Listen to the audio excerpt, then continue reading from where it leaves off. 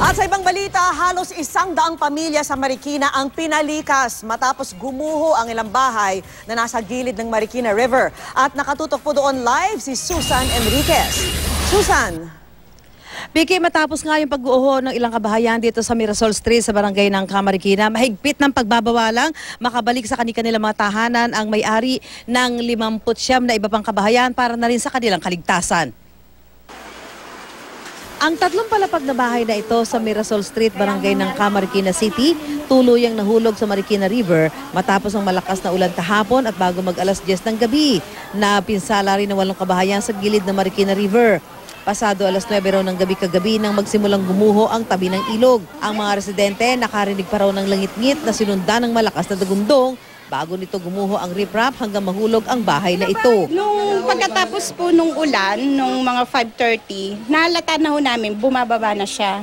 Unti-unti, yung nakatikwas na yung lupa. Ayon kay Barangay Chairman Randy Leal, 59 na bahay sa Mirasol Street ang apektado. Halos nasa 100 pamilya ang pansamantalang inilikas. Nilagyan na rin ng police line ang harap ng mga bahay. Meron na po kaming instruction sa kanila na force evacuation na po yung area. Meron naman po pansamantala na lilipatan, ino-offer naman po yung Nangka Elementary School para pangsamantala po muna nilang tuluyan. Sa kabilang bahagi ng ilog, makikita ang lupang nagbabadyang gumuho dahil sa bumagsak ng riprap. Sa ibabaw nito nakatayo ang mga bahay na ipinapaabandona na. Niligpit na nga kami po. Opo, niligpit na po namin. Yun lang, lumalaki na lumalaki. Para masiguradong ligtas ang mga pinalikas na residente at dinala sa Nangka Elementary School, babantayan sila ng mga tauhan ng barangay para hindi na makabalik sa kanilang mga tahanan. Para mabantay namin mamaya biglang gumuho, makakapagbigay kami ng warning sa kanila. Yung iba, inihahatid namin sa mga kamag-anak. Tapos yung iba naman, kasi may mga nangungupahan dyan, so nag-stay sila sa elementary school.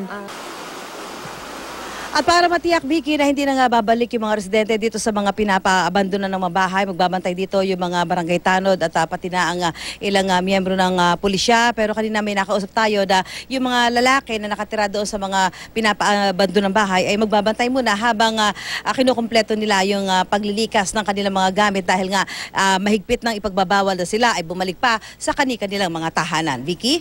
Maraming salamat sa iyo, Susan Enriquez.